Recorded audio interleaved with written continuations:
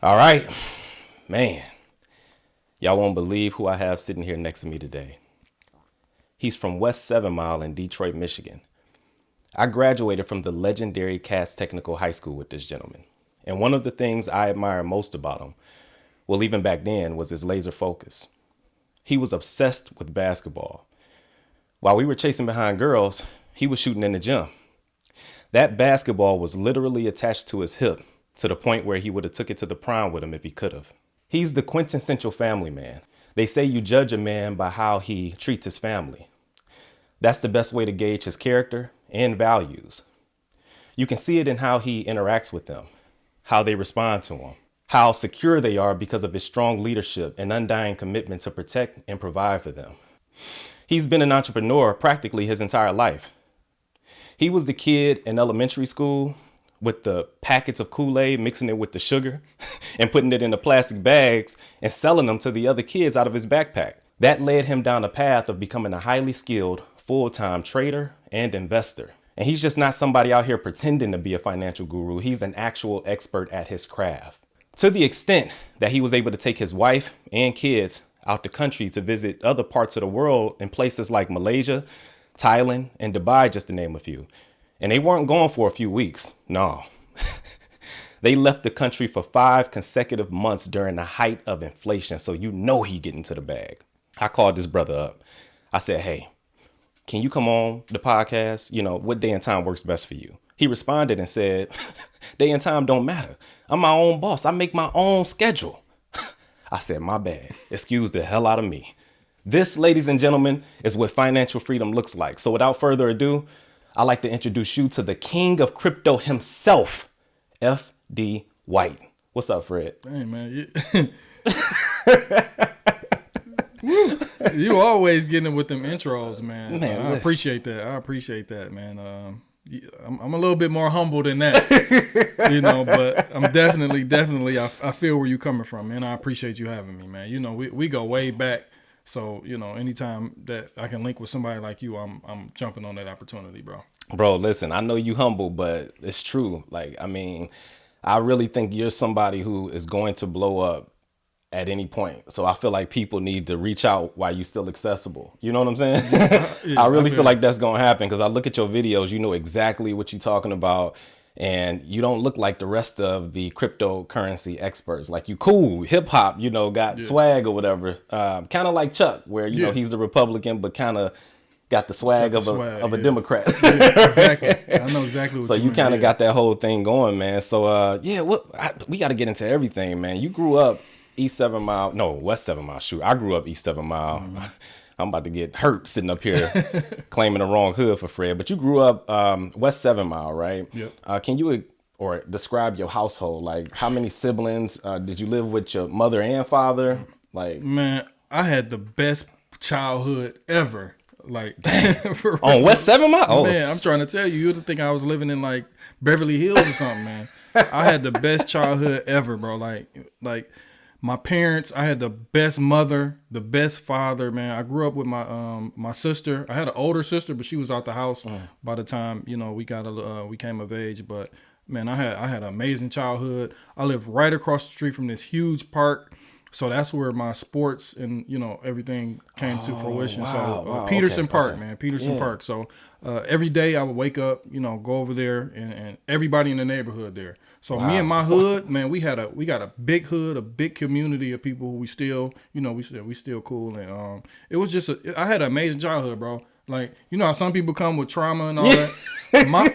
I have zero as a child. Childhood trauma, right? Childhood trauma. I have like my cat died. I grew up with a swimming pool, bro, on 7 Mile. I had a swimming pool in my backyard, man. Were y'all the only ones with the swimming pool in the backyard? It was like a couple other people, like maybe around the way, but you know, it was like, oh, Freddie with the swimming pool? Oh, that was shoot. me. So all your friends used to be over your house all the time. Well, they tried, man, but my parents wasn't really having that. They was real big on association, and I still carry that till today. So it was like, you know, that's your friend and all, but I don't like the path he might be going down. So we're gonna like shun you away from these people. But you know me, I'm still, once I got on that bike and I was out the house or something like that, we was all hanging. I was hanging with the D boys, hanging with the Jack boys, whoever it was. You know, they was my friends. We grew up together. So it was but they weren't able to influence you to do like stuff that you get what I'm trying to say? That's where my parents come back in. They instilled in me so many great qualities, man. Man, I'm trying to tell you, man, I had some amazing parents. And I be telling people like, bro, my daddy, like he spoiled me. I was super spoiled, like very spoiled. I had all the J's. I know he did. Yeah. I had everything. Anything I wanted, my daddy would make a way to do it. And I just be telling myself, like, if I could be 50% of the man he was, I'll be an amazing husband, father, and, you know, just an all-around man. So at that time, did you feel the same way about your dad? Or were you like, man, you hard on me, man? Yeah. No, he wasn't hard on me, bro. Not at all. My daddy probably yelled at me, like, and just mind you, you know how I was. I was crazy, bro. I was crazy, like silly, like, but he probably yelled at me like 5 times my whole life. So they pretty much let you be who you are. They didn't try to change you, right? Because you always had that sense of humor. Okay, they tried, but you know, it was just one of those things where my mother was kind of like the hard one in the household. Oh, she was the disciplinarian. She was the disciplinarian. Okay. You know, you always got like a little bit of fear of your pops, but because it's stature, right? But you know, so you don't want that part of them to come out. But mom's was the one who always, you know, had to come up to the schools, had to like, you know, sign the detention papers or suspension papers and things like that. And she tried her best, but it was just like, Mom, I'm like, this school stuff, like, I'm bored. That's really what I like. I didn't want to really follow the same path as everybody else. And that goes back deeper into my childhood, how I was raised, you know, in the religion that I was raised in. So it just went back to just different things that was instilled in me that carried on, you know, throughout my childhood until today, really. So what were the qualities that your mother had that sort of rubbed off on you, like the things you admired most? I want to hear that on your mother's side and then also with your father. Oh, so my mother didn't care what nobody thought about her. That's the one thing. Like, she don't care. Like, like she'll listen to you, but if she wasn't stubborn, but she don't care about your opinion. If she has an opinion that and she don't want to change it, and you think something of her, you don't like her or something like that, she don't care. Yeah. She don't care. And that's kind of how you was in high school. You didn't care what nobody thought. You was going to say what you was going to say. Unapologetic. Yeah. Right? So you get that part from her. I get that part from her, Okay. What about your dad? And my daddy was just the ultimate hustler, bro. Hard working. He'll wake up in the morning, 3 a.m. He had like 3 jobs, bro. Yeah. He just liked to work, though. He probably didn't even have to work all them jobs. He just liked to work. He was just one of, you know, old school soul, working. So he'll wake up, go to his job. Then he had another job, his own business that he had. So I got that entrepreneurial from him too. That's why you don't want to work for nobody. Yeah, I got you. It comes full circle like that when I think about my parents and how my mind is shaped and how my character is shaped. And when you get older, you kind of can realize these things, like how, you know, your parents shaped you. Have you had conversations with them, like even recently, especially being a dad, where you like, dang, man, I don't know how y'all did this. I appreciate y'all. You know, have you had those introspective conversations with them? So I did, but unfortunately, they both are gone now. And this is one of the reasons. Wow. This is another reason why I chose the path I'm on now. So it just all happened for a reason. Everything that happened, my whole timeline, is just all like correlated. And I never talked about this with nobody else. I text you. Remember I told you? Yeah. Like even when they passed, I didn't put it out. I didn't post nobody knew. I didn't do nothing. Like my close friends doing things like that, but I didn't post it. I didn't do nothing. I just kept it here, and then I never talked about it. Talked about it. And this is the first, you know, platform that I'm bring about why I traveled. Why I want to be home all the time with my kids, why I want to, why I treat them that way, why time, how I treat time now, and just, questioning your own mortality, just things like that, man. So we'll get into it. Wow. And I saw a video with you. It was like your daily routine where you woke up, you worked out, you took the kids to school, and the conversations you were having with them in the car, even with your son, who I think at that time, I don't know how old he was, maybe last year. How old was your He was probably like 7. About 7, but you was talking to him as if he was a person. You know how sometimes people talk down to kids with the goo goo gaga. Yeah. You like instilling certain things in him with respect to just, being a man of your word, these sorts of things, having integrity, even at the age of 7. Exactly. So yeah, no, I get you, man. So in high school, you used to be somewhat of a troublemaker. No, not somewhat. but it wasn't in the malicious. You wasn't fighting people and none of that type of stuff. It wasn't that type of bad. Yeah, it was just like, I'm gonna tell you where it all spawned from. So kindergarten to third grade, I was good. Then Martin came out, bro. Yeah. And I seen how people was reacting, watching Martin, just laughing, falling over the place. I'm like, oh, I want people to be reacting like that to me. So I went to school one day, man, because I used to wear suspenders and a bow tie. Yeah. My mom used to dress me up in that. That was it. I want Jordans. I want Jabos. Yep. And I want, I still had to wear like the collared shirt, but after Martin came out, I wanted to be funny. That was it. Everybody thought I was gonna be a comedian. Yeah, I mean either that or really a basketball player because you was dedicated, man. Yeah. So where did your love for basketball come from? Was it just being in the hood, playing with the kids in the neighborhood? Yeah, it was something like that. But I had an older cousin too. He probably about 5 or 6 years older than me. He really was into Jordan. So we used to go over there during like the playoffs, like 1993, 92, and I just watch him, and I wanted to be like him too. I wanted to be like my cousin. I really looked up to him, and he liked Michael Jordan a lot. So it just kind of rubbed off on me, and then I just started, creating that love for it through Michael Jordan. Yeah. So I had every Michael Jordan poster, picture, basketball card, shoe, everything. I was a Jordan fanatic. So still to this day, you consider him to be the best to ever play, to ever. I don't know, man. You don't. Who you put over him now? I'm gonna say Jordan 1A, LeBron 1B. Why LeBron? Why is he up there with? Because he our age and he's still doing that, bro. It's true. Because I get out the bed and it's just like, he got a lot more money, but still though, it's same just with like, me. Man, same with me. Yeah. It's still like, like how is he still at this elite level? You know what I mean? His longevity. And you think when Jordan was younger, around that age, he was like looking like, all right, Jordan, bro. Yeah. Pack it up, bro. You're right. But you ain't bought no LeBron shoes or nothing, have you? I had some. You got LeBron. A few of them.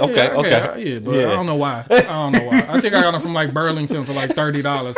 It wasn't like one of them things where I had to wait in line. You know how we used to do. Yeah, we used to wait in line. Yeah. And doing all that for the Jordan. So and then once you get the shoe, you better watch over your shoulder when you get, walking back to your car, leaving. Right. Exactly. Man. Okay. So after high school, because me and you, we lost touch. We stopped talking pretty much after high school. I want to know, what was the first thing you did after high school? Did you go to college? Did you get a job? Yep. So I went to Wayne State. I ended up getting put out of Wayne. Oh, shoot.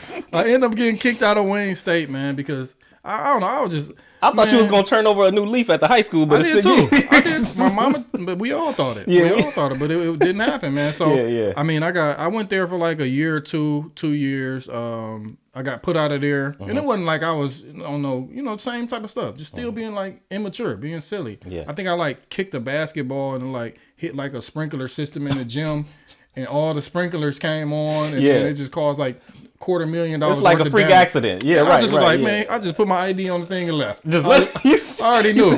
He said, I'm gonna do this for y'all. Y'all don't even got to worry about me pushing back or fighting y'all. I'm out of here. Yeah. So I had a meeting with like the dean, and then he was like, yeah, you do this and that. We're gonna hold your transcripts and do all this and do all that. I'm like, yeah, I'm done with college then. I got you. Okay, so then after that, what happened? That's when my boy, I don't know if you know him, Tony, he was an 03, tall. He played basketball too. Yeah, sounds familiar. Yeah, we started the record label. We first started, we did a DVD called The D Movement. We had all the hottest rappers on there. And we put that out. Yeah. So we thinking this about to, it went platinum in the streets. Yeah. This is when people was like burning DVDs, coming into gas stations and barbershops and selling it, the bootlegs and stuff like that. So that kind of hampered our growth, but we were still hot. Yeah. We took that and created the record label, me and him. Wow. What made you want to get into that?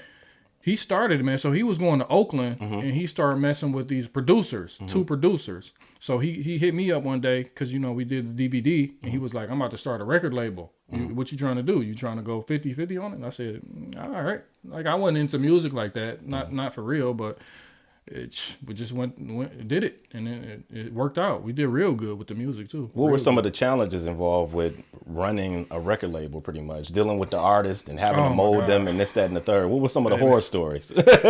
You know how actors are. You know how these people they kind of weird. A lot of them are weird, man. A lot of the real good ones, they kind of like out there. And to like manage them, it's like babysitting a lot of times. So now I'm not saying like specifically like babysitting people, but it's sort of like, it's a full-time job because I was managing and, being a CEO, co-CEO of the record label. So the management part too was just like, oh, you got to like be kind of like at their beck and call, things like that, just to make sure they're comfortable and do things like that. But it was tough. It was tough managing another grown person. Is pretty tough, and this is one of the reasons why I started to veer off into doing what I'm doing now. But that's a little bit later down the pipeline. So when you were doing this, you hadn't met your wife yet, right? So she went to Cass too. And wait, what? Yeah, she went to Cass. She was 3 years younger than us. Oh, so yeah, okay. So her face was familiar. But we ain't really talked. But I knew her. I'm like, man, because I remember you. Yeah. You was pretty. You was real pretty. Like I remember your face.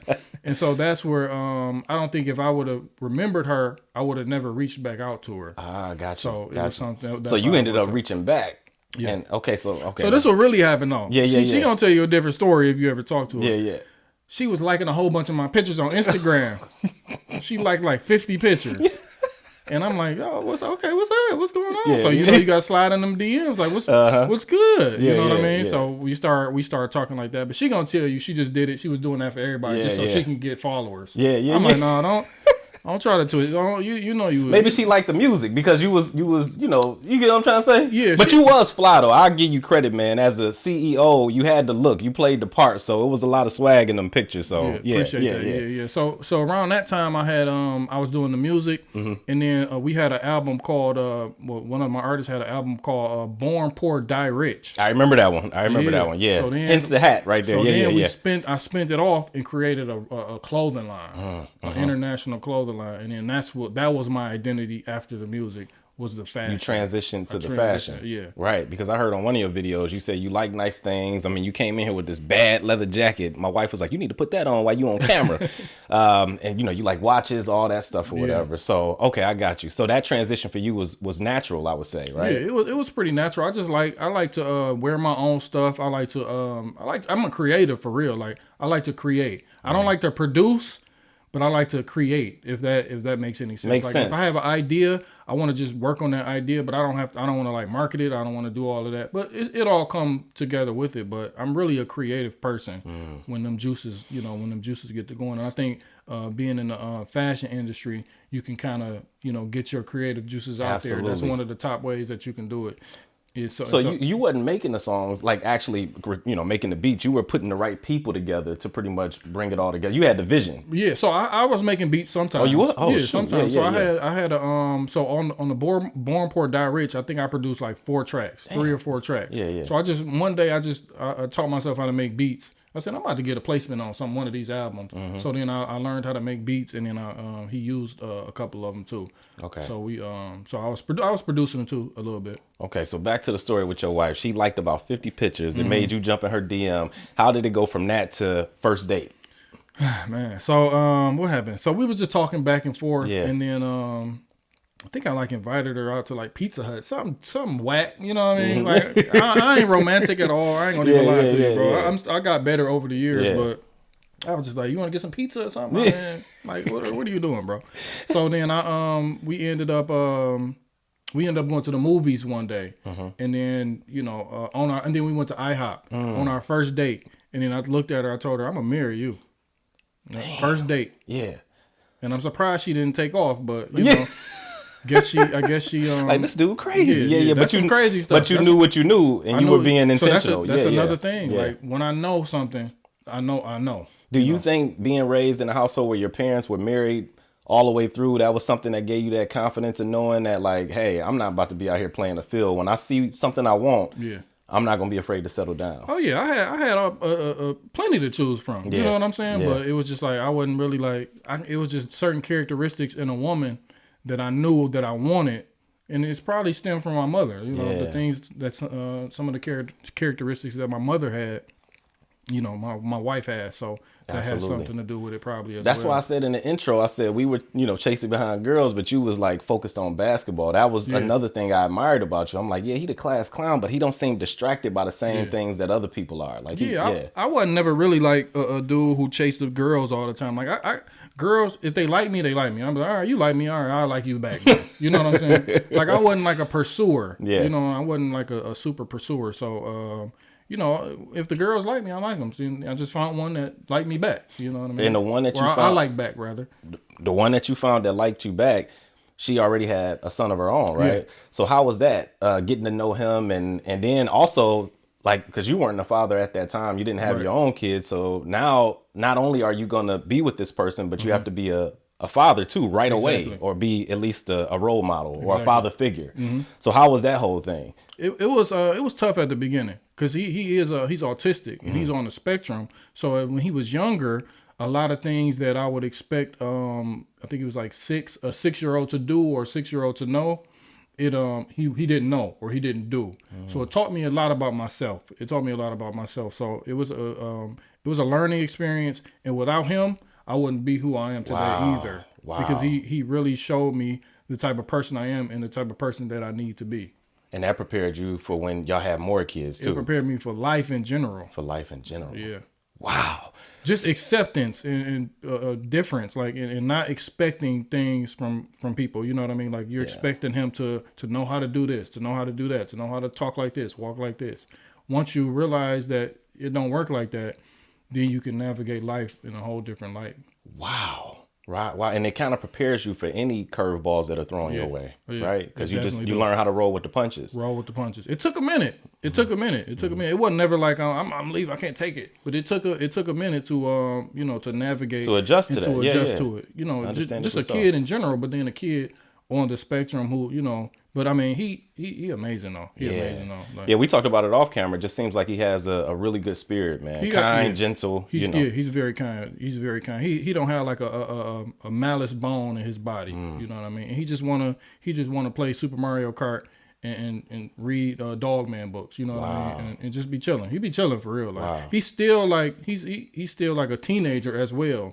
So you have to differentiate what's the teenage hard headedness.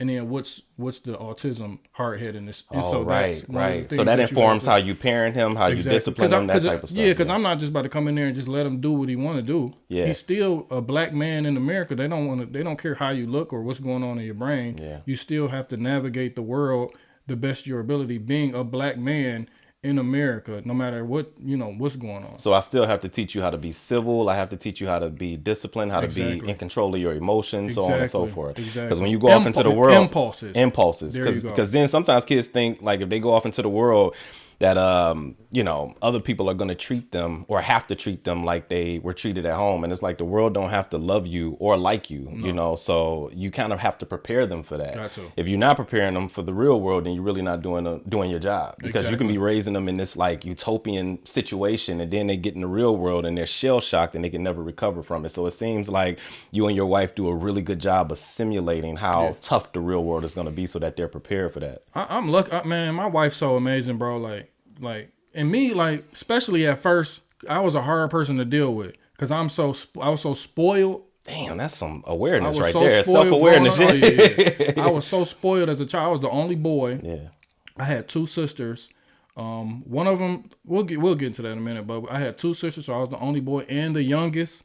So I was just super spoiled. And then getting into a relationship and having to like compromise, like when you're dealing with women, you're gonna have to compromise way more than they do. Yeah. And it's just how it's just what it is. If you want to be in a successful relationship, you have to be gentle with them, and you have to sometimes be like, yeah, I'm wrong. When 2 + 2 is 4, they telling you it's 5, just say it's 5, bro. Yeah. And just keep it moving. That's headship. Along with great power comes great responsibility. And my wife, she was an independent woman. She had a job at the Fed. She was a federal government employee. Dang. So she was doing her thing. She didn't need no man. She didn't do nothing. So I came in like, what's up? You know what I mean? I ain't really. I was doing my thing entrepreneurial, but I wasn't like super established or nothing like that. But and so she held it down even in times when I didn't have it. Like we've been over a decade.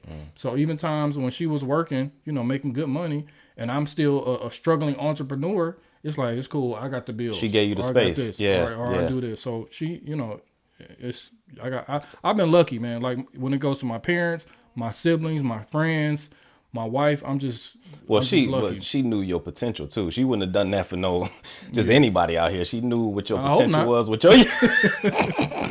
I hope not. Yeah, but you got to look at the camera and say that, like, I hope not. Yeah. Now, so when did you guys? From the time you told her at the IHOP, like, hey, you gonna be my wife.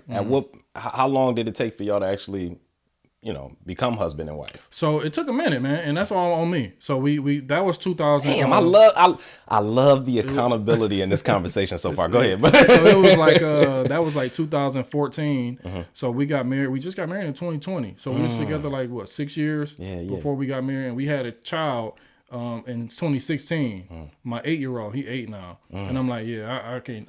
My kids can't be had a mama being a baby mama. Plus, I want to spend the rest of my life with her. So what are you doing, bro? Yeah. What are you doing? Like, and so we got married during the pandemic. So wow, during the pandemic. Yeah, so it was just like, I'm not waiting no more. We don't know what's going on. We don't know how the world is gonna change. Let's get married. So did y'all have like a? Yeah, we had a nice little. We had a nice little wedding. Okay, we had a nice little wedding. Yeah.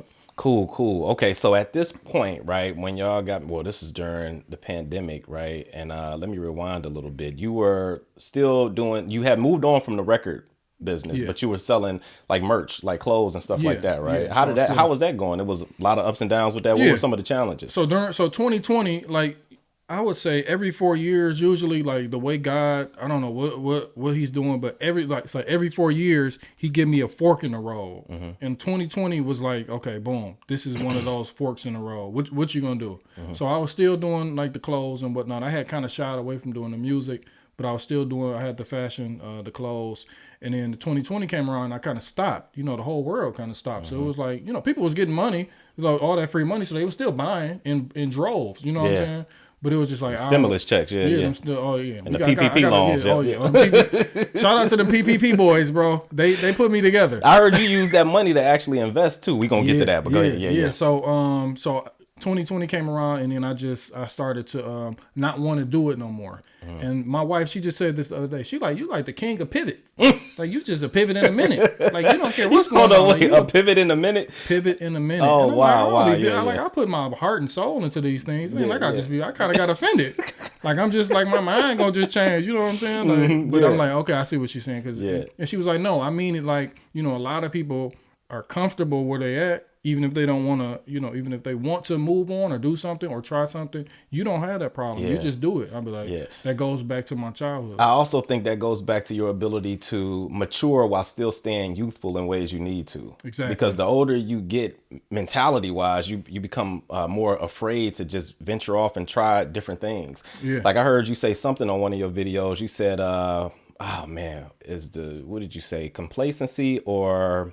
something is the cousin of broke or something like that. Comfortable is the cousin of broke, right? So just this strength that you have of being able to stay a child on the inside. This book, I think called The Alchemist, they were talking about. That's my favorite book. They say you don't ever want that inner child to stop speaking to you loudly and telling you to go after the things that you need to go to. And sometimes as you get older, that voice gets quieter. Oh yeah. And then the reason why it gets quieter is because it doesn't want to break your heart and reminding you of the things that you didn't go after. But you want that voice to stay loud. So it sounds like your voice is still, that inner child voice is still as high as it was when you were like, in elementary school. Exactly, it is, and it's I don't know, like I can't think how other people think, because when my wife says, when she said that to me the other day, I'm like, everybody don't think like that.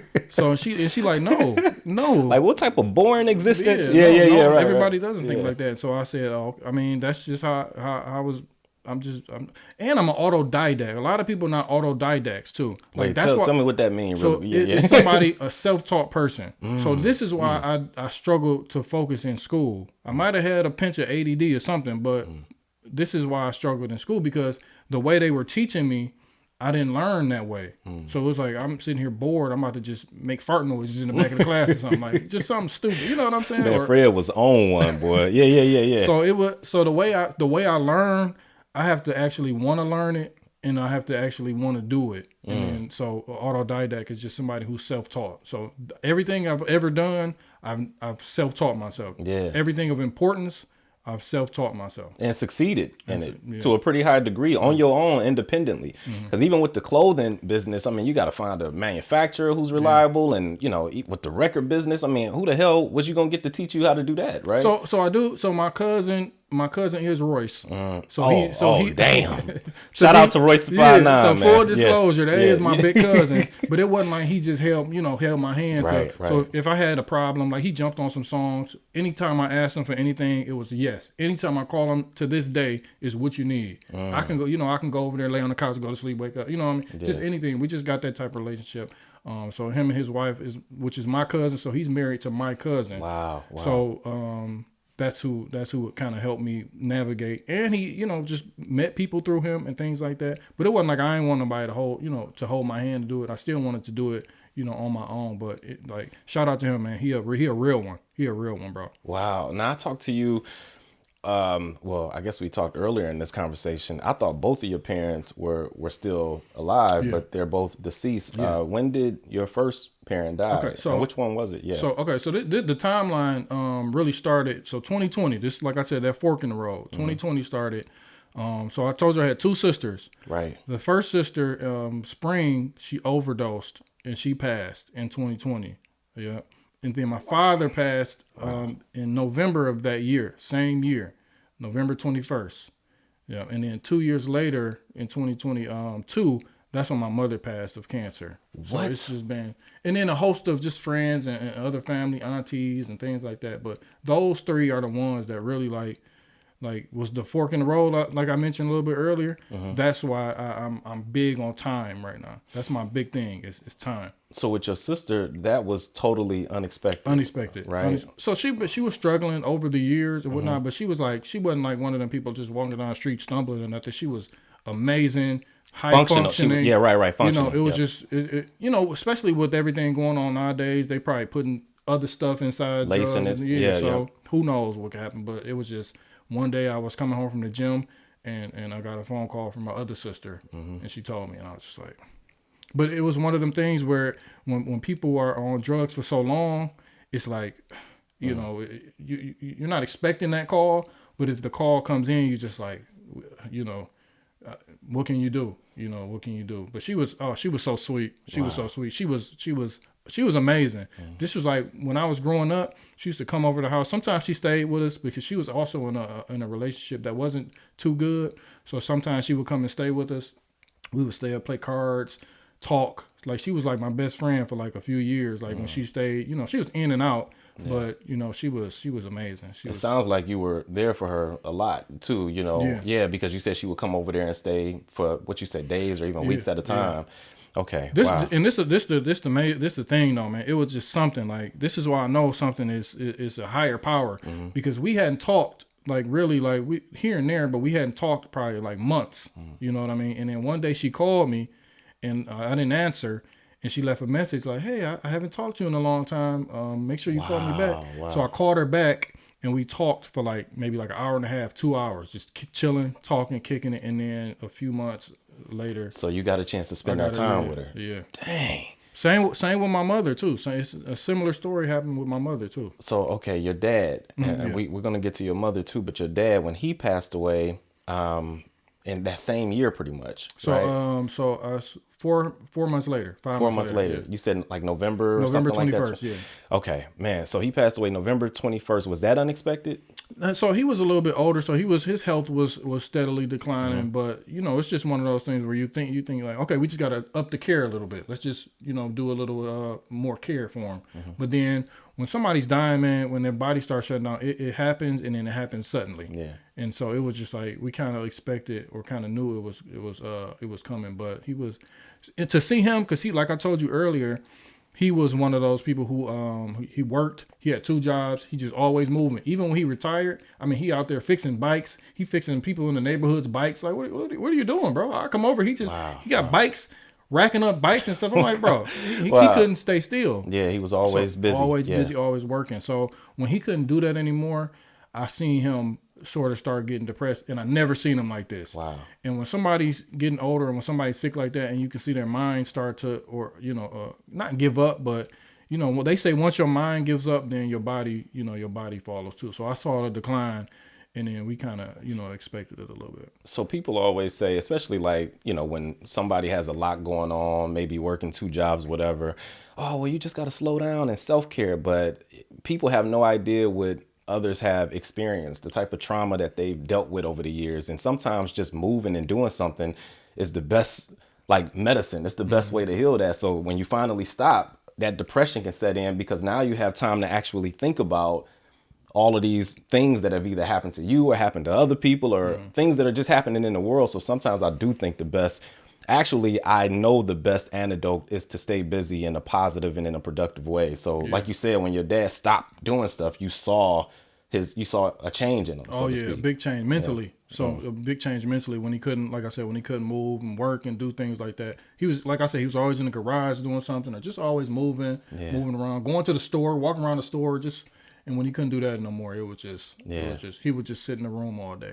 We talked about Jordan Peterson off camera. Jordan Peterson says that you want to be the type of man that other people can depend on, even at your own father's funeral. Yeah. So walk me through that. I mean, talk about your support system during that time, and then also the folks that had to even lean on you during that time where, you lost your dad, the patriarch of the family. Yeah. So my sister, the one that's still here, she took care of him. She moved back in the house and she took care of my mother and my father. Thank God for daughters, man, for real. So we owe her the world. Like I owe her the world because I had my own family. So it wasn't like I can go, like I was going back and forth, but she was really there and she really the one who held it down. So if it wasn't for her, they probably would have checked out a long time ago. Yeah, well, not a long time ago, but earlier than they did. So what you said. I told my sister this because I think I remember her and my dad got into it one time, and he was like, "Man, I'm not gonna call her." I said, "Listen, if something happened to you, I'm not gonna be over there like that. So you might want to get that together." Yeah. And he was like, "You know what? You're right. Yeah, for real. Like, I'll give you some money. You know what I'm saying. I'm there to pay for the nursing, whatever I got to do. But those women, they be there. They nurturers. Yeah. So shout out to her, man. She and she got her own thing. She busier than me. Yeah. Like she an entrepreneur too. Yeah. So she got her own company. She got her own theater company. Shakespeare in Detroit. What? So she's the founder of Shakespeare in Detroit. What's her name? Her name's Samantha White. Yeah. Shout out to Samantha White. Yeah.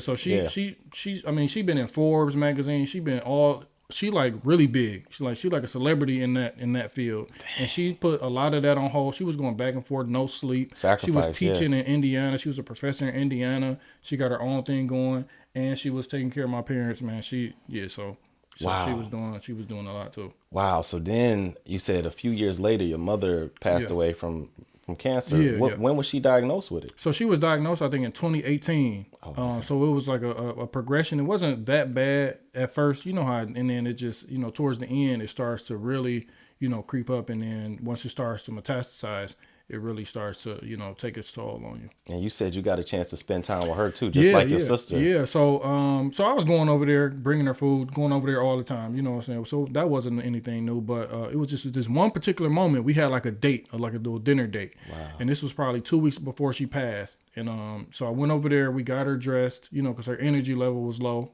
Cancer patients towards the end, their energy level is real low. Yeah. So got her dressed. Finally made it outside on the porch, sat down, and she kind of knew. She told me she was tired and she was ready to, she was kind of making a joke about it. Like, I'm ready to go. Like, she was just so tired. At peace with it. At peace with it. Yeah. Tired of being sick, tired of being, not feeling well. So we sat on that porch for probably about an hour and a half, 2 hours.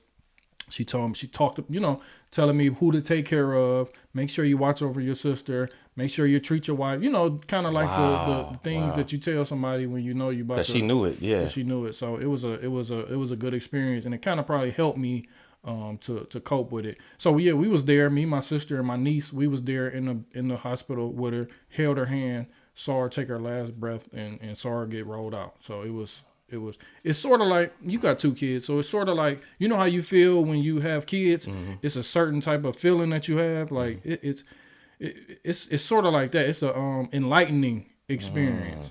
So I held my mother's hand, you know what I mean, and she took her last breath, and then that was it. You can just you can feel the life leave, but it was an enlightening experience, bro. So it make you question your own mortality, and it make you, like I keep saying, it make you realize that time is our greatest asset and our greatest enemy at the same time. It's a weird conundrum, bro.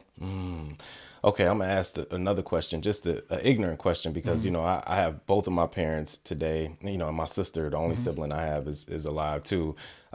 Did one death prepare you for the other, or is it Yeah. all? Yeah. Okay, can Definitely. you expound Definitely. on that a bit? So when my father passed, it was more like, nobody can replace your mother. So it's like still like your mama. But when my father passed, it was like, oh, like this hurt. You know what I mean? So I know how my mind and my body is going to react. Possibly if mom's was to go, at some point. But it's nothing you can prepare for, especially your mother, bro. You can't prepare for your mother. It was just like you don't And know. that was the last, yeah. Yeah, and I don't, it was just like I kind of felt lost, but at the same time, That's what I was gonna ask you, dude. Yeah. Did you feel lost after that? Yeah, because my mother would always, she always would like guide me. I go over there and like, Nicole, that's my wife. She doing this, she doing that, and then she always take my wife's side. Of course, but she probably was right all the time. Yeah, but I still go and talk to her about it, or just talk to her about different things, and she'll just kind of guide me, or just tell me. How the world is working and things, even at the age we at now. You know what I mean? Yeah. Your mama, she was very insightful, very knowledgeable. She was cold, bro. And then she so once that happened, when she passed, it was still I still feel like that to this day. I don't really have nobody to call, but I got my sister to lean on. Well, that's what I was gonna ask too, because who else is there in the world that you have a deeper reverence for it in your parents? There's nobody else that exists. So who do you go to when you're having those types of issues? And you said your sister is that person now, right? So my sister, me and my sister, so we share the same pain. So it brought y'all closer together, you think? It definitely brought us closer together. Wow. So, and I got my wife, my wife, she down. My mother loved my wife. But it was a thing where, okay, I got 3 boys and a wife. So, how long can you sit up in a dark room crying and stuff? You got to get up and keep going. Wow. Like you a man, bro. And you got to keep going. Because I never seen you like vulnerable like that. Yeah. You know what I'm saying? But during that time, was it, let me ask you, was it easy to be vulnerable with your wife at that point? Or was it like, man, I don't even want her to see me in this state. So I got to. At some points, at some points, but it was still like I was, I ain't the type of person who's just gonna be walking around the house crying. That's what I'm saying. You know what I'm saying? So it's still like a lot of stuff I can deal with, and I don't suggest people do this, but a lot of stuff I can deal with internally. And I think this is a gift that my mother and my father, like internally, like any type of problems I have or anything, I can figure it out. Yeah. Like, I'm not saying I don't need to go to therapy or nothing like that. Therapy probably good for everybody, just to sit there and talk to somebody with a neutral thing. But me personally, like especially when it comes to like personal things, I can work it out internally. I'm finding with therapy, at least from what I've heard from other people, they get stuck in this perpetual state of just venting. Yeah. Without like solutions. Yeah, I'm like, I talked to somebody not long ago. I ain't even gonna mention the name, but I'm like, man, you've been like talking about this problem for the last 3 years. At what point are you gonna get a return on your investment with this therapist and actually do something? So I do get what you're saying. And so my mother, bless her soul, man, she was tough. Like I said, she was the tough one. My father he wasn't soft, but he was just chilling.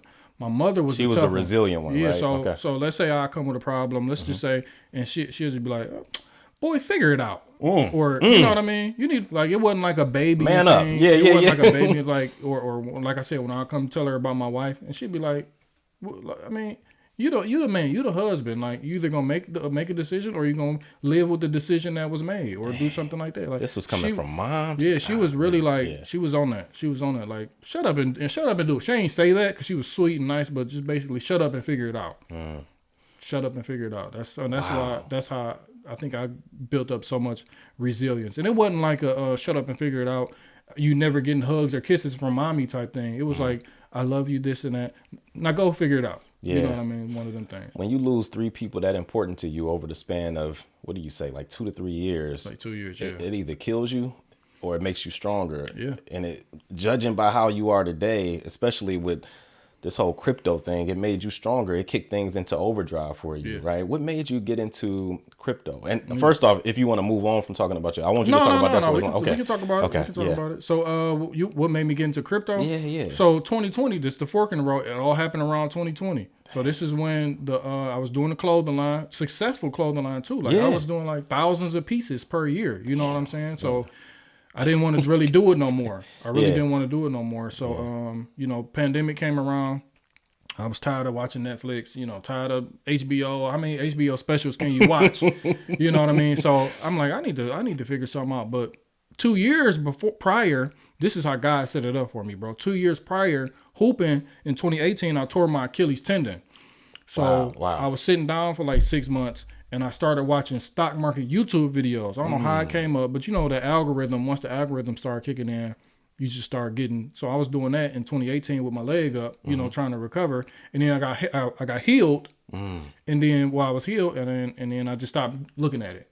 Fast forward to 2020 when the pandemic came around, set me right back down.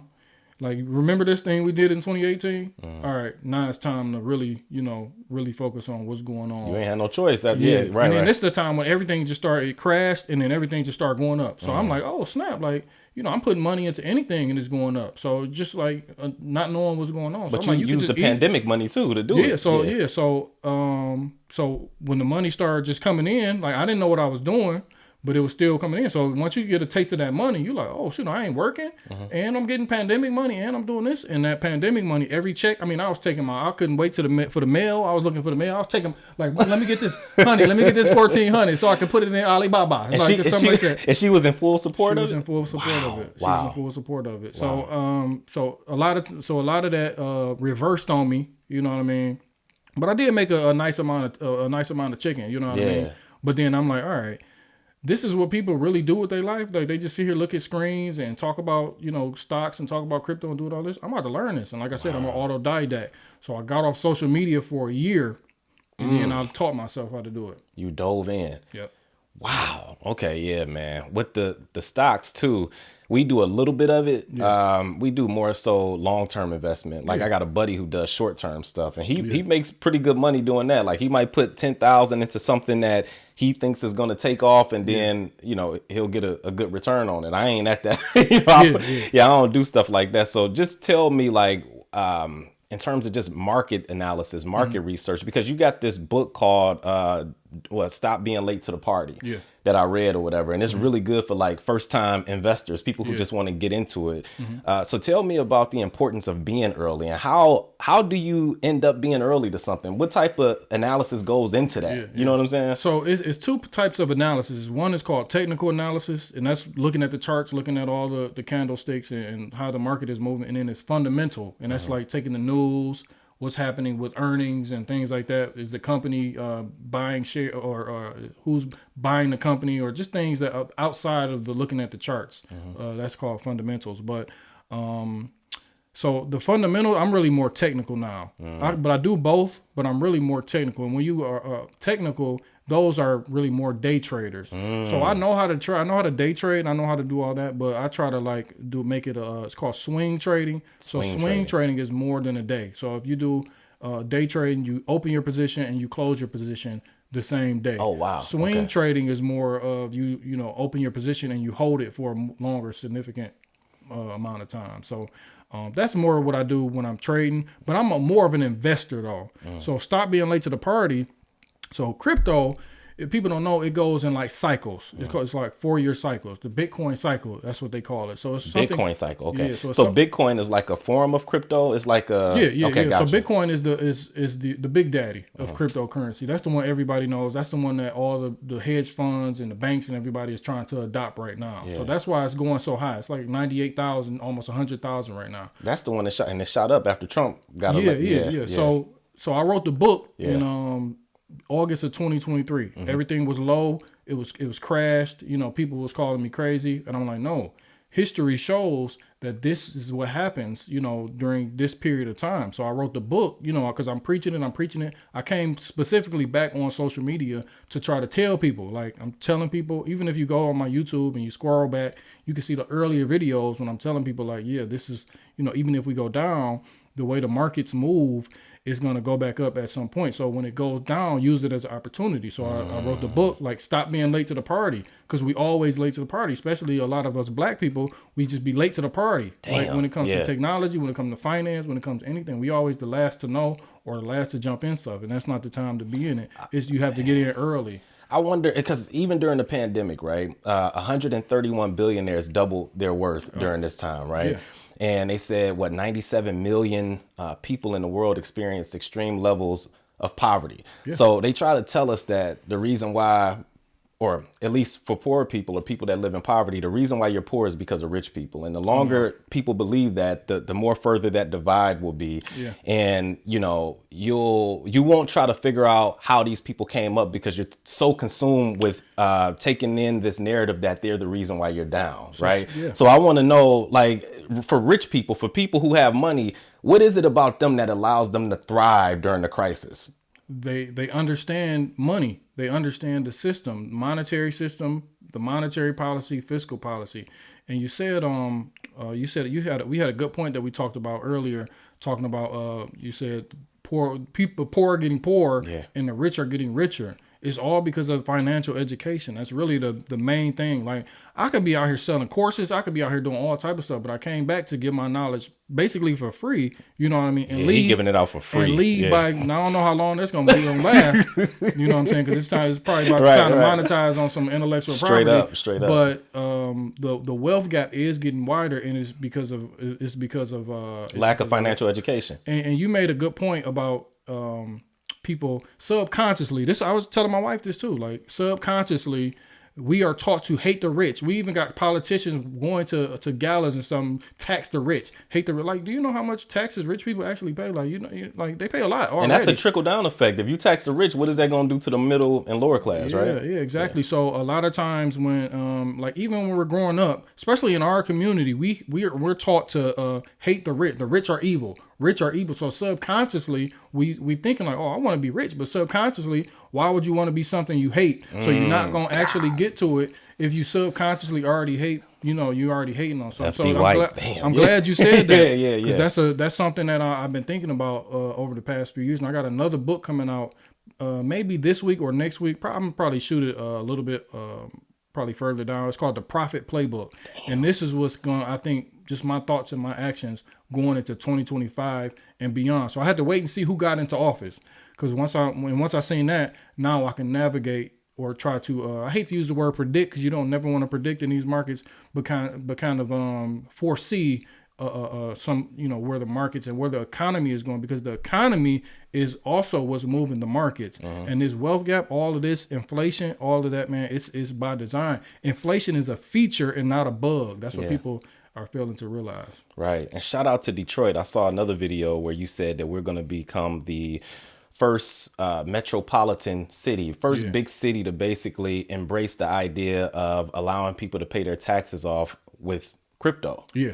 Right. And that's crazy because that's going to attract a lot of people who are technologically savvy, a lot of business owners, which could lead to more prosperity in the city. So what are your thoughts on that? Yeah. So that's what they're trying to do. They're trying to bring more people into the city, more technology into the city, more technology savvy people. And they're trying to make it sort of like a blockchain hub, because blockchain. Yeah, what is blockchain?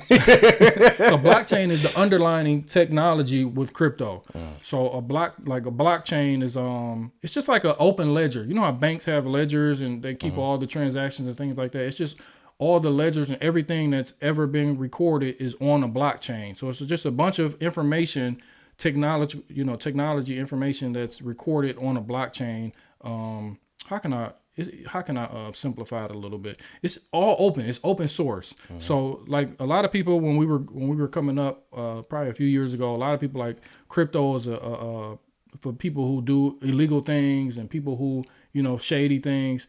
But the blockchain is open. Anybody can go on the Bitcoin blockchain and see every transaction that's ever been taking place. So you can't pinpoint who it is, but you can pinpoint their wallet. And then the feds can track you down. You know what I mean? That's how the feds it was a thing called Silk Road, where they were selling like illegal things like drugs, guns, like a black market. And you could pay in Bitcoin. This was like 10 years ago.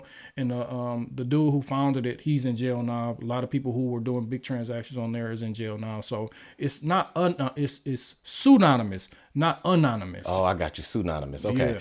Yeah. Okay. But you still can like get hacked. Things could still, like with everything going up now, or at least with Bitcoin, right? There's a higher potential for people to get to be deceived, I would say, right? Yeah. Now, there was a guy by the name of Beardy, and I can say his name because he came out and said this. I saw one of your other videos where somebody that he knew, that he trusted, you know, at least when it came to cryptocurrency, hit him up or actually hit him up on one of his channels and said, call me at this number, some unknown number. He called the person. And then the guy basically, he basically said, hey, I got this thing coming out. It's going to be big. Can you invest your money? I think he invested all of his crypto savings into it. Why wouldn't he? He trusted the guy. He actually saw the guy in person, knew his voice, this, that, and the third. Turns out the voice was an AI generated voice. Lost all of his money. And he was brave enough, shout out to Beardy, to come online and talk about what had happened. So there's still that risk where something can happen, right? So Bitcoin has only been out maybe 14, 15 years, still like relatively in its infancy. So a lot of things, like even in the whole blockchain space and the crypto space, it's still a security thing that still has to be, you know, a little bit better. So it's good. You know, it's good enough, especially you just have to take extra precautions and things like that. You got to be, you have to do your homework. A lot of people come in here, like right now, meme coins is the craze. Like that's the thing. You go on TikTok, you see all people talking about meme coins. It's like you can get some money quick. I heard you talk about that too. So I mean, meme coins is like gambling. Yeah. Like it's really like, I mean, it's all kind of like gambling, but it's like, crypto is real speculative right now. So that's the thing. So you like with meme coin, would you equate it to like shooting dice or like or like blackjack, or where all you got to do is flip that card over and find out what? It's probably worse. It's probably worse than that. It's probably worse. You can make some money. You said it's for the degenerates, but then you included yourself in that. Yeah, but I only be a degenerate with profits. Yeah, right. You know what I mean? I'm not taking my mortgage money and we're doing like things like that. So it's a once you're in the space for a certain amount of time, or once you're an investor for anything for a certain amount of time, you kind of build up some sense of a sixth sense, so to say. I mean, you're not perfect, but you can still build up like, you know, knowledge about it. And crypto is definitely the wild, wild west. It takes a disciplined person to do what you do. I mean, even in Stop Being Late to the Party, you said you don't want to invest anything that you can't afford to lose. Definitely. And you want to have a diversified portfolio. So if something, you know, if you lose something in one area, at least you got all these other things that you've invested in that are still doing good, right? So what type of emotional regulation should one have in order to be successful as an investor? Because what if you feeling tired that day? What if you just got into an argument with your wife? You can't let that get in the way of your decisions, right? Yeah. So if I'm trading, that day, if I don't get enough sleep, I'm not trading. If me and my wife, let's say, like you said, get into an argument or something, and I'm not mentally there, I'm not trading. I'm not doing nothing. If something is off, like some days you just wake up and you're just off. Yeah. I'm not trading. So I got to be in right sound mind in order to, open them charts up and try to make some money. Because you can lose it just as quick as you can, you can make it. But once you get accustomed to it and you build up because it's really like fear and greed. You really can build up, some sort of tolerance for it. Like even if the market goes against you and you down a lot, or if you go up, you don't get too up, you don't get too down, emotionally, and you just let it play out. And it's strategies that you have too. So you stick to your strategy, and you kind of can become like a robot. You can't become like a robot, but you try your best to be, unemotional about it. So what are some things that you were, aside from Bitcoin, because you was definitely right about that, but what were some other things, like just individual stocks or whatever that you were right about that later down the line people was like, man, Fred, you got that right. Nvidia. So I told Nvidia, yeah, it's like a chip designing company. It's like one of the biggest now companies in the world. So I was telling people to buy Nvidia early. Tesla, that was easy. Yeah. You said that was easy, Tesla? Yeah, Tesla's easy because I believe Elon Musk is going, like, even back in the day, like, 2-3 years ago, I feel like Elon Musk is he's sort of ahead of his time. Some of his timelines don't pan out when they're supposed to, but I think I got, not as a person, but as an entrepreneur and as a business leader in that sector, I'm pretty sure on Elon Musk. Yeah. Now, I guess the downside to that, and you can correct me if I'm wrong, like without Elon Musk, Tesla goes to shit. Unlike maybe Apple, where it's not so dependent on who's running it, right? So is there risk involved in maybe investing in something where if something happens to the owner, then you get what I'm trying to say? As long as he's in power, you ain't got to worry about the stocks on that. Yeah, so I think Tesla is more so geared towards Elon. Like a lot of people are buying Elon, as opposed to buying Tesla. Like he got a lot of fanboys out here. It's a cult. A lot of them. It's like a cult too. That has a certain degree of pushing the price up. But like Apple, it don't matter. I mean, like me and you can run Apple, and Apple gonna still do well. Amazon, like nobody really care about Jeff Bezos running it. Like Amazon, it's a good company. It's a good company, good long term hold. So when people talk about investing or getting in, I don't even talk about crypto to people no more. Like I mean I do. I'll get online and talk about it. Because they was laughing at you in the beginning. No, about because it. It's the ebbs and the flows of the market. A lot of people can't handle it. Is that like what volatility or the volatility? Exactly. So okay. Bitcoin went from 69,000 to 15,000, and this is when I'm like, all right, now's my time to start going in at 15,000 because this I know what's gonna happen. I'm pretty sure this is gonna happen. This is when I came back online and started talking about it and started now writing. It's at like 99 or something. It's like it was like 97 when I. But it's going higher. Yeah. It's going a lot higher. Yeah. It's going a lot higher. But it might go down a little bit first. But if you zoom out, that's what I tell people. If you really just zoom out, it's up and to the right. Like if you really do that, not really just zoom in and worry about all those peaks and valleys in between. But it all has something to do with what's going on in the world too, though. This is why all assets is up. The stock market is up. Gold is up. I was telling people to buy gold, silver, Bitcoin, and Ethereum for 2 years straight. That's what I said. Wait, what was the last thing you said? Gold, silver, Bitcoin, and Ethereum. So Ethereum. Yeah. So okay. Ethereum is another crypto. One of the biggest, probably the second biggest crypto in in the space. So I was telling people to buy that. Told people to buy gold at 1674. Gold right now is like over 3,000, or I can't remember where it's at, but it's at all time highs. All these assets are at all time highs because of the dollar and the debasement of the dollar and the what's going on with our government. We $37 trillion in debt, national debt. So a lot of people, even if you look at the I don't want to get too far into it, but if you look into the like what's going on with the treasuries, and our whole monetary system is a Ponzi scheme. Damn. So yeah. I mean, it just is. Yeah. So we pay debt with issue more debt. So in order to pay off the debt that we have to issue more debt. Wow. So if we don't get more debt to come in, it crumbles. That's the literal definition of a Ponzi scheme. Damn. Right? So the treasuries is the debt. So they issue treasuries for people to buy, and then they pay you interest on the treasuries that you buy. So we invest in the United States. We can buy treasuries. Companies buy treasuries. Other countries buy treasuries. But if nobody else buys buys those treasuries, then it crumbles. So yeah, that's how it is. So, but I mean, the United States, it's not gonna crumble no time soon. But I don't know if you heard like BRICS and all these other countries are starting to emerge. They're trying to get off the dollar standard because the United States was holding it over their head.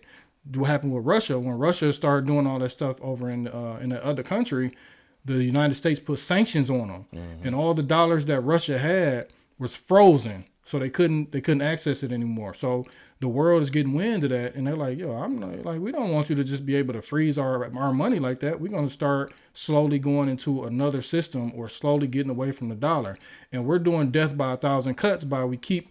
And this is where inflation came in, and we keep issuing debt. We keep growing the money supply. So when we grow the money supply, it's called the M2 money supply.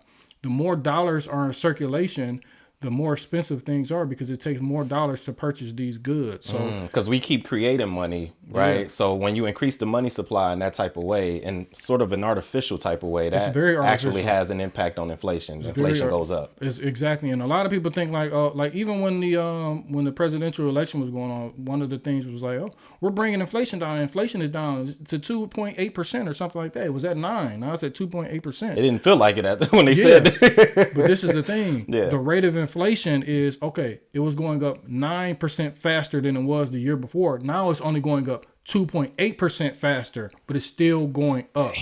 So people don't realize that. I get it. Okay, people don't. But that don't mean prices coming down. Yeah. It just means they're going up slower. I got you.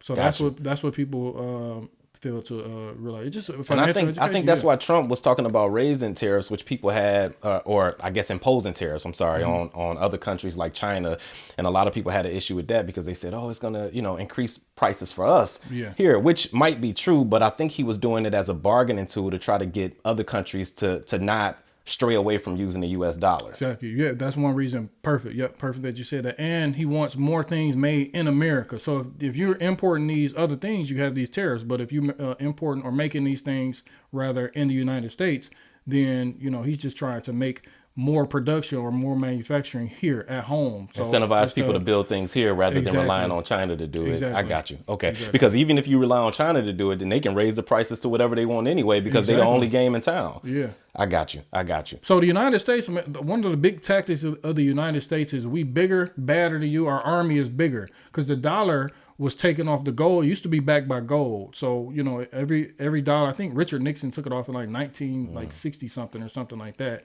And then now it wasn't backed by anything. So now you could just inflate that dollar to infinity. So this is why inflation, if you look at a chart of inflation, it started like in the 1960s, and then the price for everything started to shoot up because it was just like you can just start printing everything into infinity. And in 2020, once everybody got them stimulus checks and PPP loans and all that, that money came out of thin air, pushing all that new liquidity, all those new dollars into circulation, which makes the price of everything go higher. And, you know, the supply chains and stuff was off too. So that played a big role. But the more money that comes into the system, it's going to just continue to, continue to do that. And they have to keep printing money in order to pay off the interest on the national debt. Wow, So the interest on the national debt is, you know, we got $37 trillion in debt.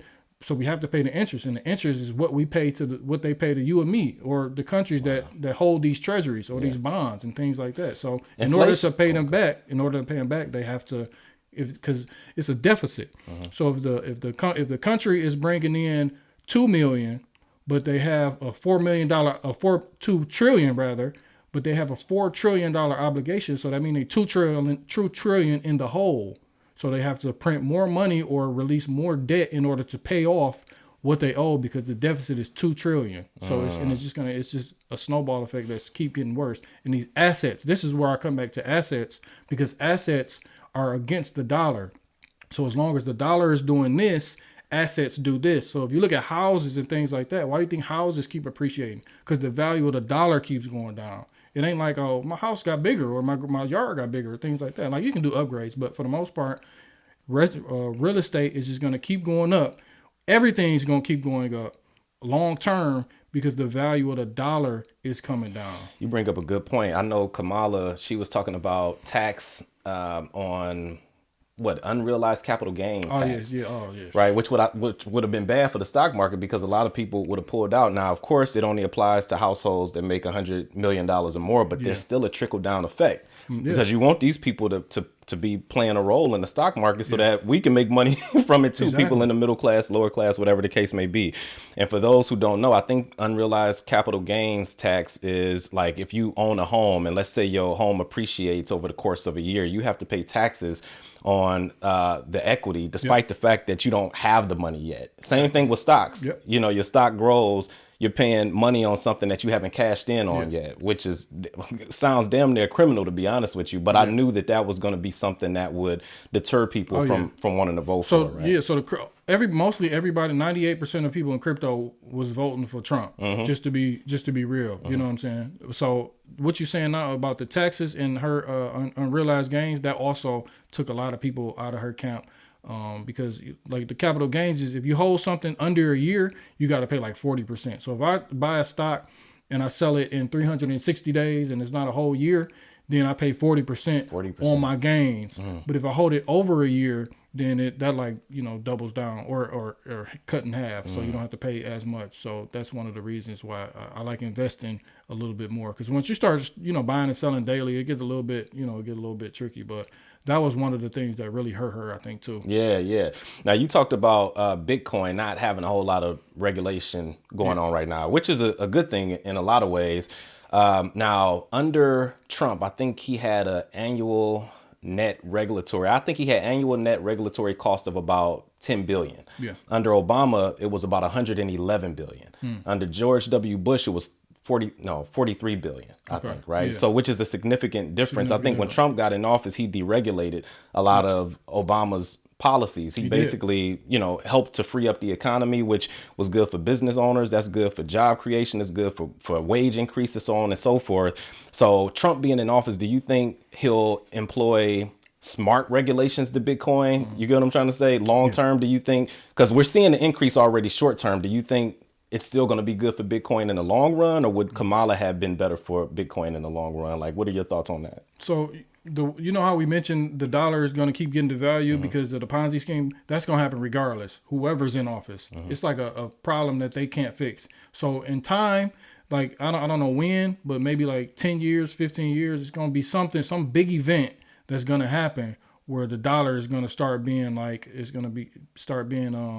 the word that I'm looking for? Challenged as the world reserve currency. Because we the world reserve currency right now. So this is what gives us the power. This is what gives us big dog status. So at some point, we're going to inflate our dollar and debase our dollar so much. And you already see death by 1,000 cuts. Look, countries here and there are starting to try to flee, doing everything they can. We see people running into stocks, running into crypto because people don't trust the dollar. They know what's going to happen. They keep seeing what's going to happen time and time again. So this is another reason why all these assets are going to keep going up. So it don't matter who in office.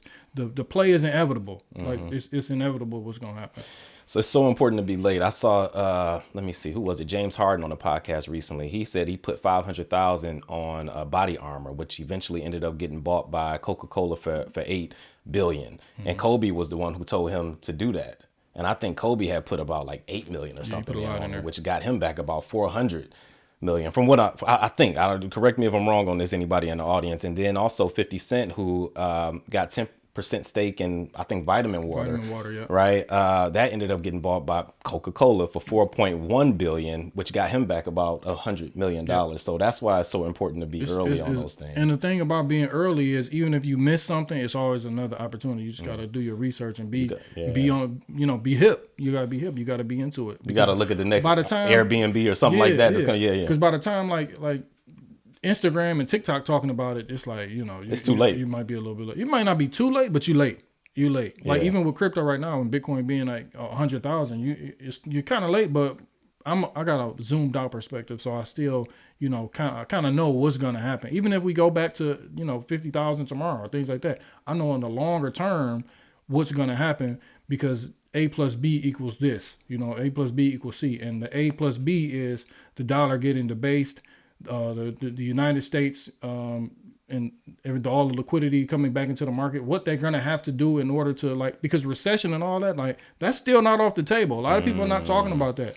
Like if you look at these numbers and stuff, all these job revisions and stuff, and it's a lot of things, a lot of headwinds still in the economy. It's not like my man's just about to come in and just fix everything. Like he can do what he can, but it's still a lot of things in the economy that's struggling. Even if you look at the car market, like a lot of people in the Chrysler, they still getting laid off. GM laying people off. Like it's still hard out here. This is where financial education come in, because if you number one, you got to learn money.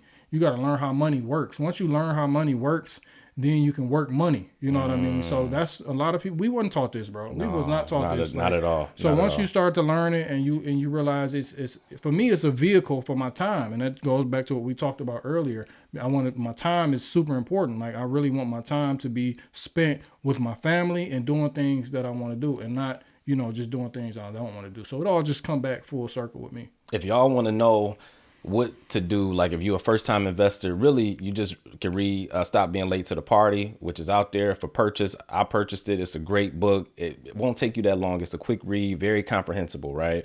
Or go to his page. He has videos telling people what to do. First time, investors. He ain't gonna share that. I told you his time is money, so it's only so long that you're gonna be able to get this stuff for free. So the next thing I want to talk about is your time, because you went out the country for 5 months. This was from March 2024 all the way through August. What made you decide to just say, I want to take my you got 3 sons? Yep. And my wife and leave and go out the country. And the fact that you was even able to do this, just what led up to that? So, I mean, it was something that I always wanted to go to Dubai. So that was the number one thing, because Dubai is like a big crypto place. So a lot of people that I'm deal with are in Dubai. So I'm like, I want to go to Dubai. You know what I mean? So I talked to my wife in months, we was talking about it, but it wasn't nothing like, we always saying what we going to do. And then, I just, one day it was just like, you still want to go out overseas? And she like, yeah. And I'm like, all right, we can go to Dubai for a month. So it started as a month. No, it started as 3 weeks. Yeah. It started as 3 weeks. So we said we'll go to Dubai for 3 weeks. And she said, can we go to Thailand? I'm like, Thailand? Like, I ain't about to go to Thailand. Oh my God, I love Thailand. But I'm like, we just so ignorant. We don't know. Like, we don't know nothing. I mean, some people do. But me personally, I was ignorant. I didn't know about the rest of, especially Asia. Like, we going to the Bahamas. We always in the Bahamas doing stuff. Like, Asia, like, all over there, Southeast Asia. So I'm like, I guess we can go. And she it was really her push that really wanted, she really wanted to do it. And then we end up going to Dubai for about a month. Then we went to Thailand for 2 months. Malaysia, stopped in India for a minute. Malaysia, back to Thailand. We met my boy DeMarcus. You know DeMarcus. We met DeMarcus in Thailand. He played basketball too. Yeah. So he coaching in Japan. So he was on vacation, summer vacation. So they went to Thailand. So we went back to Thailand with him for a month, and then we end up coming back. But how did your kids enjoy it? They loved it. They loved it. So the middle one, he kind of sometimes he missed his cousins and missed things like that. But for the most part, man, I can't wait to roll. Yeah, I can't wait to roll. And I'm working with this company in Dubai, a big media company in Dubai. So I got the office and basically places to shoot already. Yeah. But like I said, my oldest, he a senior now. So he want to finish school. My wife want him to finish school here because he in a good environment for what he what he need. So he's gonna finish school here. And summertime, I'm probably rolling. I'm gonna start in Zanzibar first though, and stay over there for a minute, and then probably work my way around. But from probably between here and the summer, I'll probably be back and forth to Dubai a few times, but not just out there. Because when I leave again, I don't know when I'm coming back. Because we bought a ticket and we ain't had no return ticket. Yeah. So we just bought. We thought we was gonna be gone for like 2 months. It turned to 3, then it turned to 4, then it turned to 5, and we was like, all right, school about to start. Let's go back and get settled, get acclimated, and plan our next move. Did it give you a greater appreciation for America, or were like, or maybe in some instances you were like, man, America need to catch up? Like, how was that whole thing comparing it to where we are, here living in America? Like, what were some of the, I guess, what are your thoughts on the differences between those places in America? So we spoiled. I will say that we spoiled, but they spoiled too in a different way. But they spoiled just naturally, because like in Thailand, I was waking up just walking the beach, high-fiving monkeys, basically, what I mean, walking down the beach and things like that. It's just beautiful, man. Yeah. But the people don't have a lot. Like a lot of them people live in shacks, living, in places that just like, how are you living there? So the rat race don't exist out there. People are just kind of they settle for what they get and they're happy so with much slow down. Yeah. Here it's just like, I get up, got to do this. Look on Instagram. Oh, he doing this. I got to do better than that. And we doing this. In Thailand, bro, it's just like family oriented. Oh, your kids. Oh, we love your kids. Like pampering your kids. Just super nice, man. The people nice. The food cheap, everything cheap, cheaper. It can get expensive too, but it was just cheaper. So I spent the bag, but it wasn't like crazy. The most expensive stuff is getting over there because I got to pay for 5 people and getting back. But being over there, man, and just flying around Southeast Asia like that, it's like it was real cheap too. So my homeboy, he was out in Denmark working, and he basically said that somebody out there told him, he was like, man, you guys don't know how good you have it in the U.S. Like, there's only so much I can do out here. Yeah. So I guess that's the conundrum too. So right? And another thing though, like when it comes to like infrastructure, in terms of growth and prosperity and that type of stuff. Yeah, definitely. But nowadays, like with the internet, like I can do what I do anywhere for real. Like with the internet and making money online and things like that, you can do that from anywhere in the world. Like a lot of people who trade or a lot of people who, content creators, you see them always traveling because they can do it from anywhere or they're getting paid to do it. You know what I mean? But when it comes to like these different areas in the world, like in the Middle East and Southeast Asia, you're not supposed to like flush tissue down the toilet because their infrastructures is not the same. It's not set up the right way. I got you. In Thailand, like their electrical wiring and stuff, like outside, it's just crazy. Like wires everywhere. I saw a video of that. Yeah. So that's where we have it good in terms of just infrastructure. Like you might just walk in a ditch and fall 15 feet. Like you got to really watch, like all type of scorpions just walking, poisonous scorpions, just all type of stuff walking around. Wild dogs. I got chased by like they call soy dogs, just wild because they just walk around like just dogs. Like we got squirrels running around. We got like dogs just running around. Wow. And we from America and we black. We see a dog. We're like, bro, this ain't like it's like Brightmore times 10. You know what I mean? So it was like it was a definitely experience, man. It's eye opening. It shows how spoiled we are, but it also showed me, how much. And I will say this: America try to make these other places seem like they super bad, so you will stay. You know what I mean? Like even Russia. Like I'm not even about to like the Russian people that I met, because a lot of them was over there either leaving for the what was going on, or they was on vacation. And this was like a big hub when we first got there of Russian people. Like everywhere you turn, it was Russian people. Some of the nicest people I ever met in my life. But you would never know that if you watching TV. The propaganda paint them out to be just bad people. Every time, time you watch a movie, who the bad guy? They Russian. The Russian guy, yeah, he always the villain. Yeah. So everything is just being propaganda, just being for a reason in your too, head, bro. But then you go over to these places and you meet all these different people. And you get a whole different perspective. So there's good and bad in every place. You just got to be able to go and experience it for yourself, as opposed to believing what you see on TV. Yeah. Right? No, I totally get you on that. And I think America does a really good job of selling people on a dream, right? Yeah. Like the land of endless opportunities, you know, of milk and honey. That's why I think the rate at which immigrants enter here is like, well, I think we're number one, and number two ain't even close. Yeah. So we do a good job selling that dream, man. So yeah, and then you said you want to still go there or make this like a recurrent thing where every year you go back to Dubai and stay for like 5 or 6 months, right? Yeah. So Dubai is super safe. Like Dubai, like you like, see all the celebrities going out there, like Will Smith, all of them. Yeah, yeah. But it's super like it's two parts of Dubai. Like one part is like the parts you see online and things like that. It's another part that ain't like that.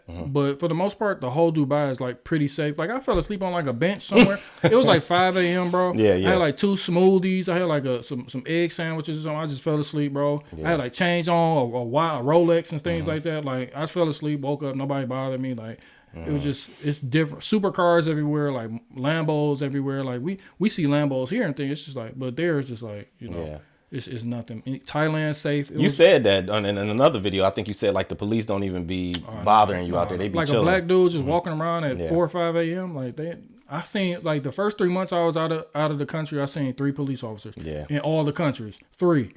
I seen one of them was at the airport, so I seen like 2. You know what I mean? Just they don't over police. I guess they don't got to. They got stricter rules too, though. So that's the other thing that I want to know, because you might think, oh well, because it's more safe, that means it's better. But there is a price to pay for freedom. You know, when you're talking like capitalistic society versus the socialist society, they may have less freedom, but it is safer. So, and anytime you got more freedom, there's always going to be a lot of people out there trying to run amok and just, I guess, break the rules, right? Exactly. Yeah, so the rules are a little bit more stricter. It's not like crazy. Like before we went to Dubai, people were saying we couldn't hold hands, we couldn't talk in public. My wife couldn't walk in front of me. Just crazy stuff.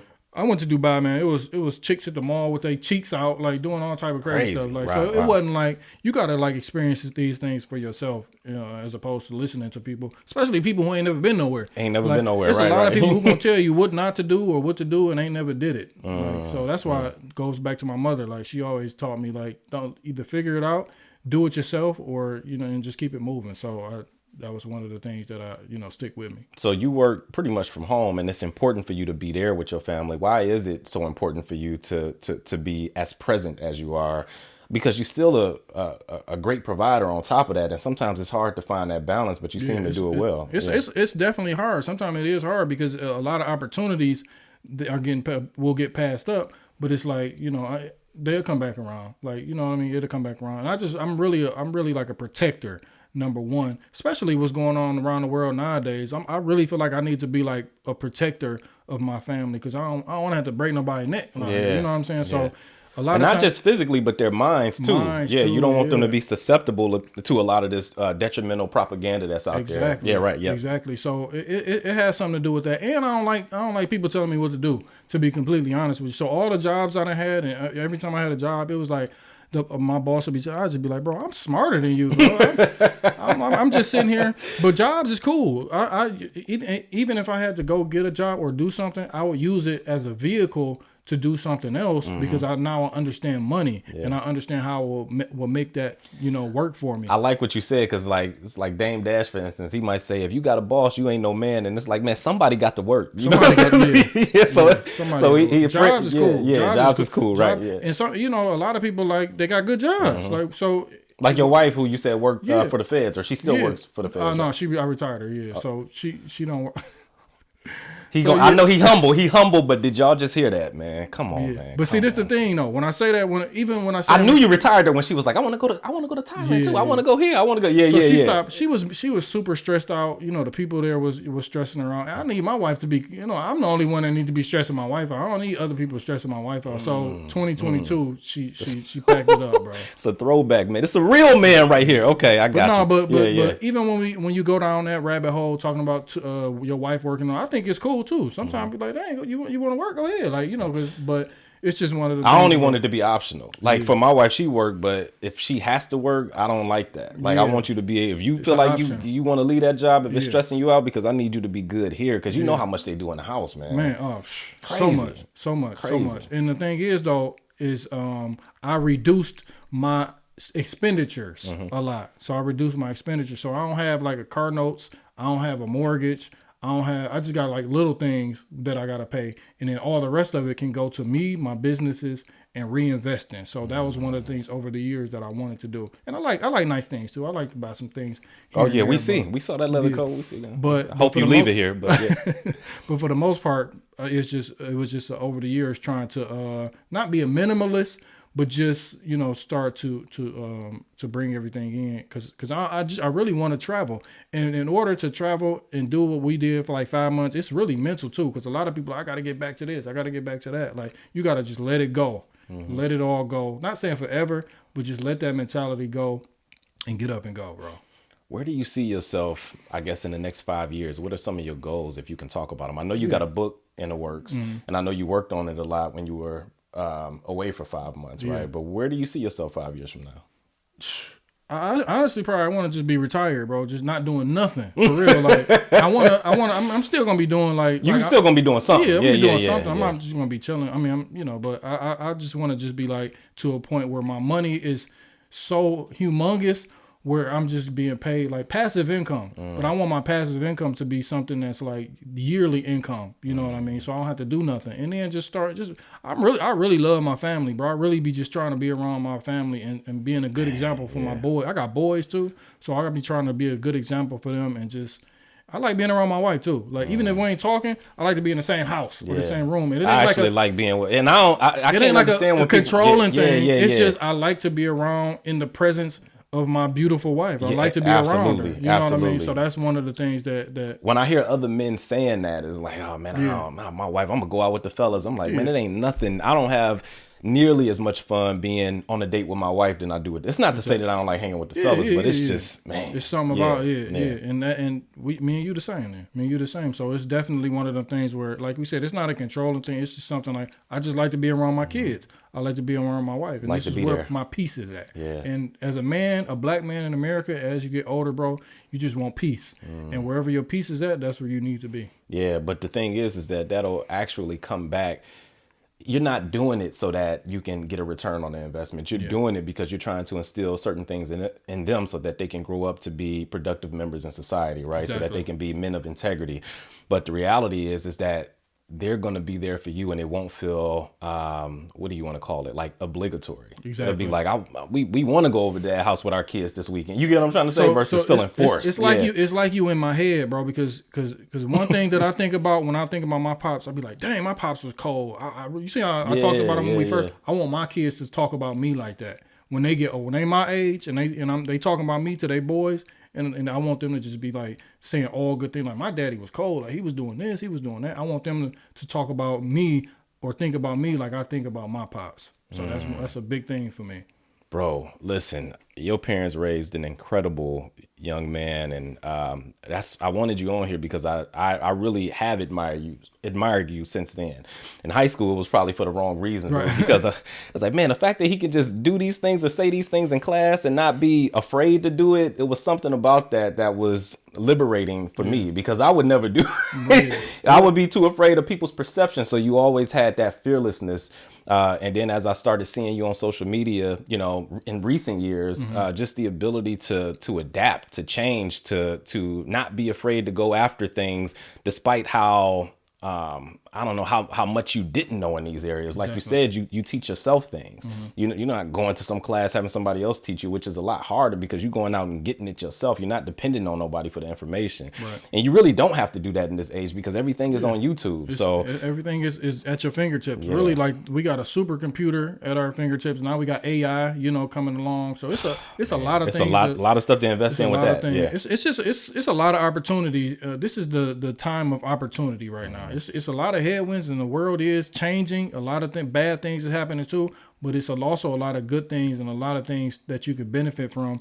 And one of the best ways that you can benefit is getting as much money as you can, really. And it's not like a vain thing. It's getting as much money as you can in order to live the life that you want to live and be on, the time that you want to be on. So that's like and do it in times of crises. Don't let the fear of what's happening in the moment stop you from being able to capitalize on the crisis. Right. Because the person I just had on here, she started her business. Bridget Francis, shout out to her. She started her business during the pandemic, selling disposable towels and bedding to people who were like germophobic during the pandemic, and it blew up. So while everybody else was just sitting there enjoying those stimulus checks or holding on to it, she was like, no, let me figure out how to capitalize on people's fear right now in a very authentic way, because it is good to have disposable bedding and all that type of stuff as opposed to relying on the hospitals, not hospitals, but the hotels to keep everything clean.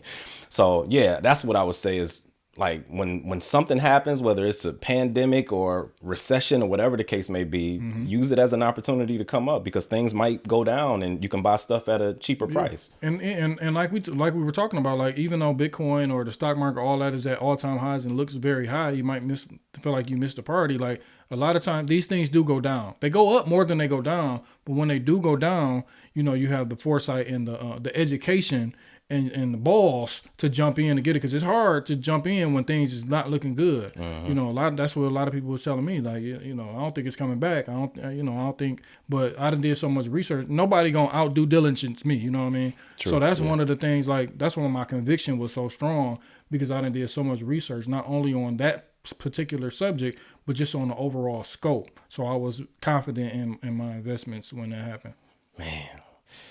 Man, thank you so much for coming on this show. Any last words? And also, before you give your last words, I want you to look into the camera right here and tell people where they can find you on social media. But first, any last words, man? No, not really, man. Just you can find me on FD White Invest with an S at the end. So that's pretty much everywhere I'm at. TikTok, Facebook, YouTube. Where else we at? Instagram. And then I'll be around. I think I'm starting to get a little bit more traction. When the price go up and you start to look right, then you get a little bit more traction. So I'll take advantage of it and try to get out here as much as possible. And then because one day I might just be like, all right, I'm done, and then I'm done. I'm out. So catch me while you can. Like Leonardo DiCaprio.